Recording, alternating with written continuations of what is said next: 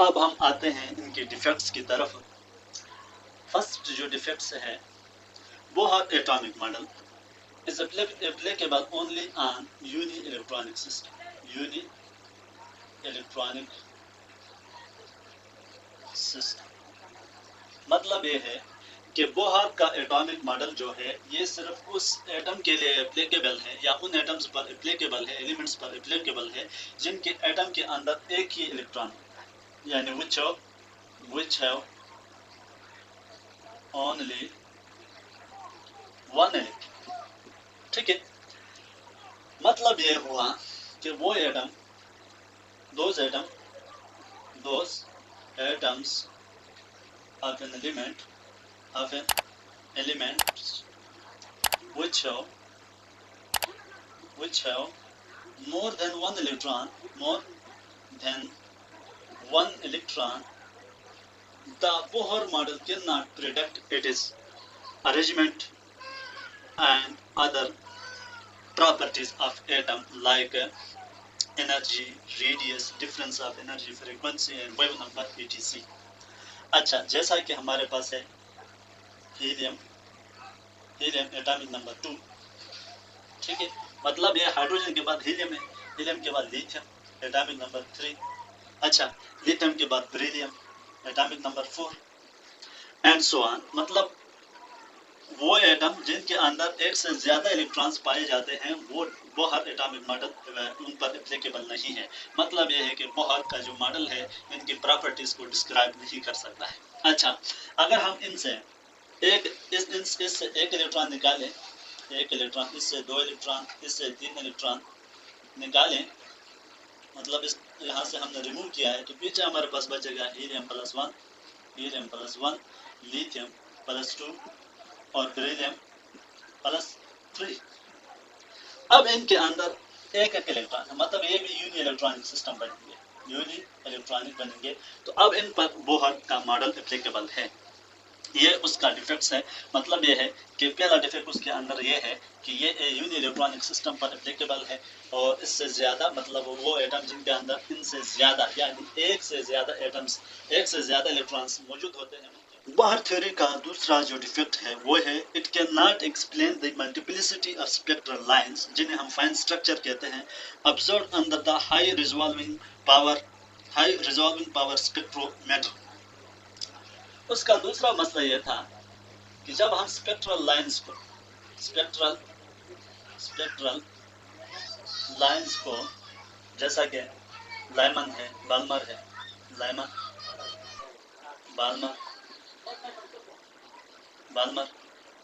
और Balmer series की lines को जब हम हाई रिजॉल्विंग स्पेक्ट्रोस्कोप से पास करते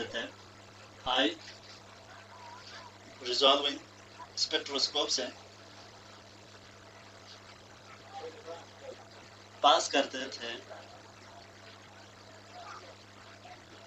तो ये जो लाइंस हैं बाल्मर सीरीज के, लाइमन सीरीज के एक लाइंस, जैसा कि फर्ज करें ये लाइमन सीरीज है 1 2 3 और ये हमारे पास बाल्मर सीरीज है 4 5 86। ये जो लाइंस हैं लाइमन और बाल्मर सीरीज की एक लाइन मजीद डिवाइड होती है फर्दर स्मॉलर लाइंस में, और इनको हम क्या कहते हैं, फाइन स्ट्रक्चर ऑफ एटम कहते हैं। Fine structure of an atom. Bohr का मसला ये था कि जब हम इन सीरीज को या लाइंस को, स्पेक्ट्रल लाइंस को, जैसा कि लाइमन सीरीज के अंदर मुख्तलिफ लाइंस है, बाल्मर सीरीज के अंदर मुख्तलिफ लाइंस है, इनको हाई रिजॉल्विंग स्पेक्ट्रोस्कोप से पास करते हैं तो हर एक लाइन मजीद छोटी छोटी लाइंस में तकसीम हो जाती है जिन्हें हम फाइन स्ट्रक्चर ऑफ एटम कहते हैं। वो एक्सप्लेन नहीं कर सकता था। अच्छा, अब हकीकत में ये जो फाइन स्ट्रक्चर है ये क्या है इसको देखते हैं। हकीकत में ये फाइन स्ट्रक्चर शेल के अंदर या एनर्जी लेवल के अंदर जो सब शेल के अंदर मौजूद ऑर्बिटल्स को प्रिडिक्ट कर रही होती है। Energy level, main energy level के अंदर जो सब शेल है या सब एनर्जी लेवल है, सब शेल या सब एनर्जी लेवल जो है इनके अंदर ऑर्बिटल्स मौजूद होती हैं और fine structure of atom in orbitals को प्रिडिक्ट कर रहा होता है। फाइन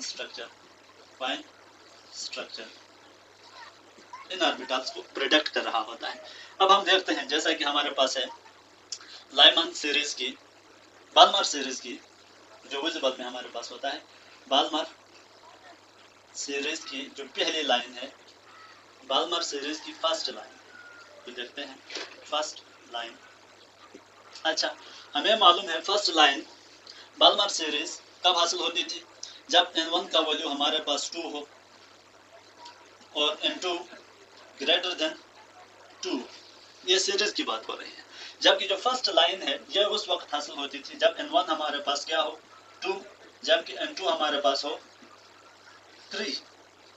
ठीक है, मतलब यह है कि इलेक्ट्रॉन जब थर्ड शेल से सेकंड शेल में आ जाए तो हमारे पास बाल्मर सीरीज की फर्स्ट लाइन हासिल हो रही होती है। अच्छा, अब हम n2 को देखते हैं, मतलब एनर्जी लेवल 3 को देखते हैं, तो उसके अंदर 3 किस्म के सब शेल्स हमें मिलती है। n2 = 3, जब हम इस 3 को देखते हैं तो इसके अंदर s p d, ठीक है, ये सब शेल्स हैं। अब हम इनके ऑर्बिटल की बात करें तो इसके अंदर एक ही ऑर्बिटल होती है, इसके अंदर 3 ऑर्बिटल होती है, 3 ऑर्बिटल्स यहाँ मैं शेयर करूंगा, और जबकि इसके अंदर 5 ऑर्बिटल्स, 5 ऑर्बिटल्स। ये जो सीरीज के फर्स्ट लाइन डिवाइड होकर 5 मजीद, ये एक मोटी सी लाइन है, 5 मजीद छोटी लाइंस हमें मिली थी हाई रिजोल्यूशन स्पेक्ट्रोस्कोप से। ये जो लाइंस है बेसिकली ये क्या है? 5 ऑर्बिटल्स ऑफ डी सबशेल। ठीक है, ये दूसरा डिफेक्ट था बोहर एटॉमिक मॉडल के अंदर जो ये एक्सप्लेन नहीं कर सकता था। तीसरा डिफेक्ट जो है, जब हम इनको यानी स्पेक्ट्रम को, तीसरा जब हम हाइड्रोजन स्पेक्ट्रम को कौन सा स्पेक्ट्रम? लाइन एमिशन, ठीक है, एमिशन स्पेक्ट्रम को मैग्नेटिक एंड इलेक्ट्रिक फील्ड से, मैग्नेटिक एंड इलेक्ट्रिक फील्ड से गुजारें तो ये जो लाइंस है मजीद तकसीम होती है। यानी स्पेक्ट्रम के अंदर मौजूद जो लाइंस पहले से मौजूद थी, ये जब हम मैग्नेटिक फील्ड और इलेक्ट्रिक फील्ड से गुजारे तो मजीद डिवाइड होती है। जैसा कि ये एक लाइन है मोटी, ये मजीद डिवाइड होती है छोटी छोटी लाइनों में, यहाँ दूसरी भी है, ये भी डिवाइड होती है मजीद छोटी छोटी लाइनों में, और यहाँ एक तीसरी भी है, ये भी मजीद डिवाइड होती है छोटी छोटी लाइनों में। ये बोहर मॉडल एक्सप्लेन नहीं कर सकता था। अच्छा, मैग्नेटिक इफेक्ट को हम जीमैन इफेक्ट कहते हैं, जबकि इलेक्ट्रिक इफेक्ट को हम स्टार्क इफेक्ट कहते हैं। मैग्नेटिक इफेक्ट को हम जीमैन इफेक्ट कहते हैं, जबकि इलेक्ट्रिक इफेक्ट को हम स्टार्क इफेक्ट कहते हैं। ये उन साइंटिस्ट का नाम है जिन्होंने इसको डिस्कवर किया था और अपने नाम से इन इफेक्ट्स का नाम रखा है। तो Bohr atomic model Zeeman effect और स्टार्क इफेक्ट को एक्सप्लेन नहीं कर सकता है। ठीक है, अब इसके चौथे डिफेक्ट्स की तरफ आते हैं। चौथी वो है बोहर के मुताबिक इलेक्ट्रॉन न्यूक्लियस के गिर्द एक सर्कुलर पाथ में मूव कर रहा होता है, फिक्स्ड सर्कुलर पाथ, और हमें मालूम है जो सर्कल होता है वो हमेशा 2 डायमेंशनल होता है। चौथा पॉइंट है, चौथा बोहर के मुताबिक फिक्स्ड सर्कुलर पाथ है जिनके अंदर इलेक्ट्रॉन न्यूक्लियस के गिर्द मूव कर रहा होता है। फिक्स्ड सर्कुलर पाथ है जिनके गिर्द इलेक्ट्रॉन न्यूक्लियस के गिर्द घूम रहा होता है, और हमें मालूम है सर्कल जो होता है ये 2 डायमेंशनल होता है, मतलब एक्स एक्सिस और वाई एक्सिस, ये दो इनकी एक्सिस होती है ये एक्स एक्सिस है, यहाँ से यहाँ तक, ये वाई एक्सिस है, यहाँ से यहाँ तक, ये 2 डायमेंशनल होता है। लेकिन आज हम जानते हैं कि इलेक्ट्रॉन सर्कुलर पाथ में मूव नहीं कर रहा है, बल्कि एक स्पेस के अंदर मूव कर रहा होता है, इसके अंदर, स्पेस के अंदर। और स्पेस हमें मालूम है 3 डायमेंशनल होती है, और 3 डायमेंशनल से मुराद है कि इसके 3 एक्सिस होती है, X, Y and Z axis. ठीक है, ये एक्स है, वाई है और ये जेड एक्सिस है, मतलब 3 डायमेंशनल मूवमेंट होती है। अच्छा, एक बात हुई। चौथा, 5वां पॉइंट ये है कि according to Bohr, electrons are revolving in a fixed circular path around the nucleus, but this point is going against the Heisenberg uncertainty principle.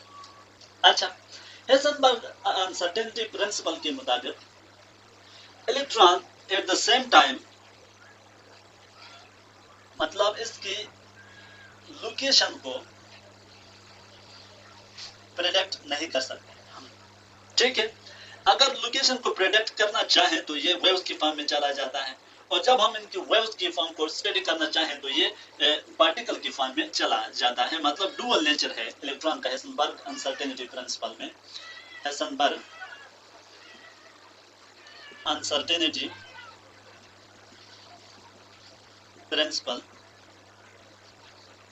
Principal के मुताबिक इलेक्ट्रॉन का डुअल नेचर है।